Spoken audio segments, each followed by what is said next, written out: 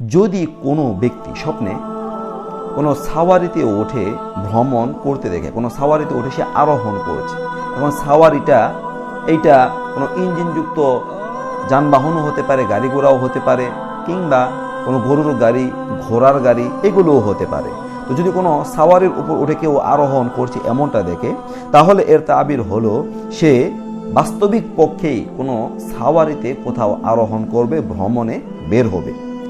আর যদি কেউ স্বপ্নে দেখে যে সে সাওয়ারিতে আরোহণ করেছে ঠিক, কিন্তু ভালোভাবে আরোহণ করতে পারে নাই, মানে তার আরোহণটা অসম্পূর্ণ হয়ে আছে, বা ভালোভাবে সে গাড়িতে বসতে পারছে না, চলতে পারছে না, সাওয়ারিতে সে ভালো করে নিজেকে সেট করতে পারছে না, যদি এগুলো দেখে, তাহলে এই স্বপ্নের ব্যাখ্যা দুইটি হতে পারে। প্রথম নাম্বার, স্বপ্নদ্রষ্টা কুপ্রবৃত্তি থেকে নিরাপদে থাকবে। আর সেই সাথে সাথে দ্বিতীয় নাম্বার ব্যাখ্যা, স্বপ্নদ্রষ্টা কাঙ্ক্ষিত বিষয় অর্জন হবে। তার মানে ভালো লক্ষণ, যদি সাওয়ারিতে আছেন দেখে কিন্তু ভালোভাবে আরোহণ করতে পারছে না। আর যদি কোনো ব্যক্তি স্বপ্নে তিনি দেখেন যে কারো ঘাড়ের মধ্যে উঠে চলতেছেন, কারো ঘাড়ের মধ্যে উঠে তিনি সওয়ার করছেন, ভ্রমণ করছেন, এমনটা দেখেন, তাহলে এই স্বপ্নদ্রষ্টার মৃত্যু বরণ করার প্রতি ইঙ্গিত করে, আর মানুষ তার জানাজা বহন করবে, এমন ব্যাখ্যা হয়।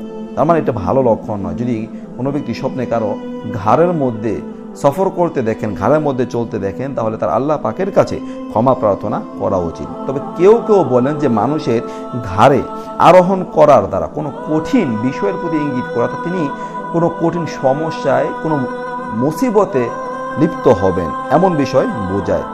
এটাও ভালো লক্ষণ নয়। তার মানে ঘাড়ে চলতে দেখা এটা ভালো বোঝায় না। আর যদি কোনো ব্যক্তি স্বপ্নে তিনি দেখেন যে ঘাড়ে সফর করছেন, আর এমতো অবস্থায় ঘাড় থেকে পড়ে গেছেন, ঘাড় থেকে হঠাৎ তিনি পড়ে গেলেন, তাহলে এই স্বপ্নের ব্যাখ্যা হচ্ছে যে স্বপ্নদ্রষ্টার তলবকৃত জিনিস হাসিল হবে না। তিনি যদি কোনো কিছু তালাশ করেন, তলব করে, কোনো উদ্দেশ্য যদি তার থাকে, তাহলে সেটা পূর্ণ হবে না। সেই সাথে সাথে আরও একটি গুরুত্বপূর্ণ ব্যাখ্যা, যদি কোনো ব্যক্তি দেখেন স্বপ্নে যে সফর থেকে তিনি ফিরে আসছেন, প্রত্যাবর্তন করেছেন, স্বপ্নের মধ্যে দেখলেন তিনি কোনো সফর থেকে ফিরে আসছেন বাড়ির দিকে, তাহলে এই স্বপ্নের ব্যাখ্যা হবে যে তার হক আদায় হবে। অর্থাৎ স্বপ্নদ্রষ্টা কারো কাছে যদি তার কোনো হক থাকে, যদি কারো কাছে তিনি কোনো কিছু পান, কেউ যদি তার থেকে কোনো ঋণ টিন এগুলো নিয়ে নেয়, তাহলে তিনি তার হকটা